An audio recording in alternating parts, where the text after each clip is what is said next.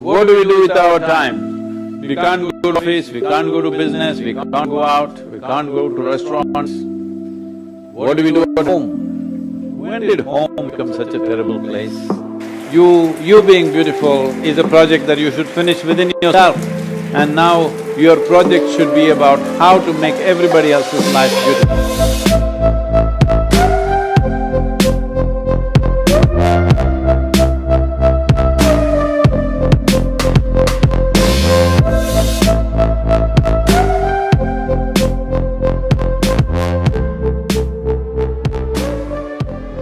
Namaskaram, Sadhguru.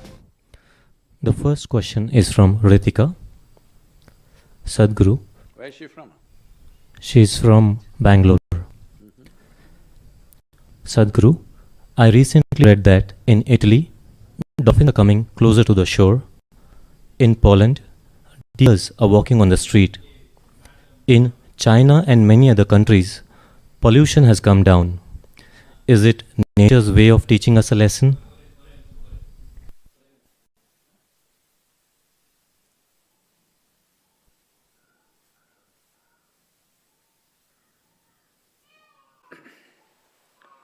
Well,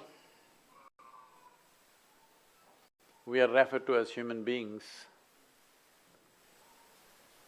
No other creature on this planet is referred to as a being.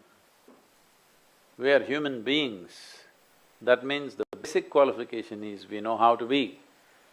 Unfortunately, humanity is going about trying to defy this. Well, I've been saying this in many ways. If we don't learn to do things right consciously, nature will teach it to us in a very cruel way. The most important thing in all this is population itself. Right now, what is it that is bothering us with this corona? There is the density of population which makes it jump all over the place. But nobody wants to address. Generally, leaders in the world have not addressed this because nobody wants to go against religious groups who are always against this for whatever reason. This is going on for too long. So one basic thing is population. This is really the only problem if you ask me. That is, we are nice but we're just too many. Now, we took death into our hands with medical sciences, vaccinations and everything. Once we take death into our hands, it's just simple sense to take birth also into our hands. Birth, we believe, is God's work.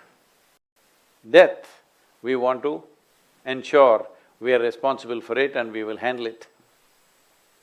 Birth also should be handled with the same thing. If death is postponed, birth needs to be postponed, this is an important thing.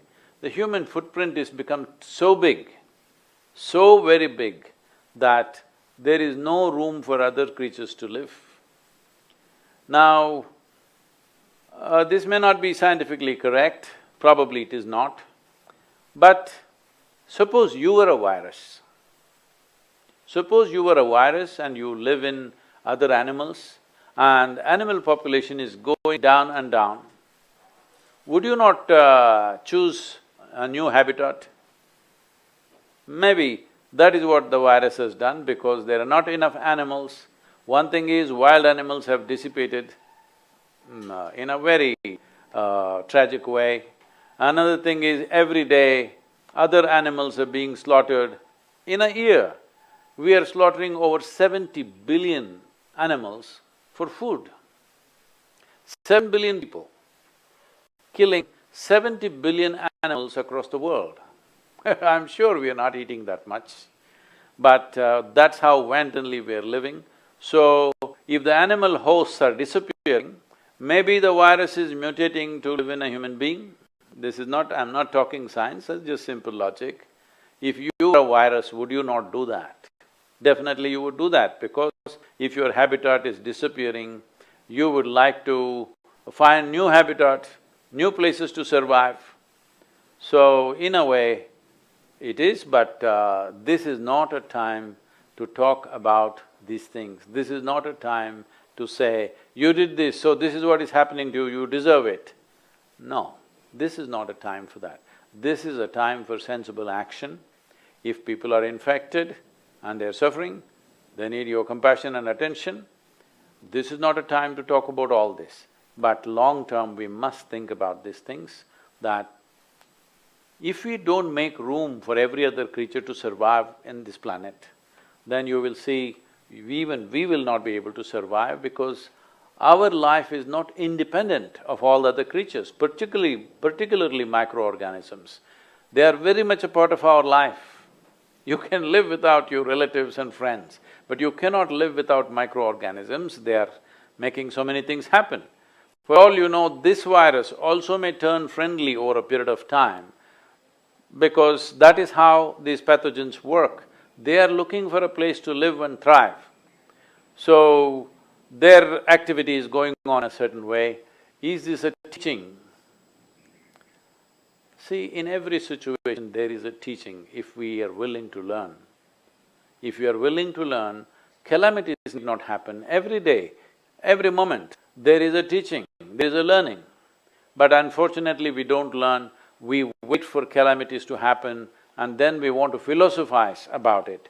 Please do not philosophize, please do not go about saying, well, we got it and we deserve it, or people deserve it, those people who did this deserve that. Leave this nonsense, this will not take us anywhere. Right now, the thing is to see how not to carry the virus.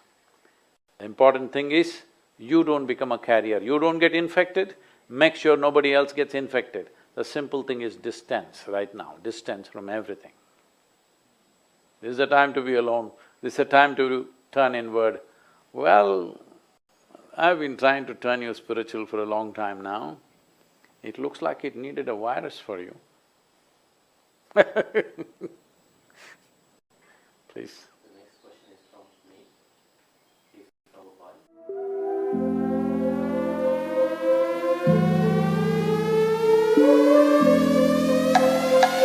Prabhupada.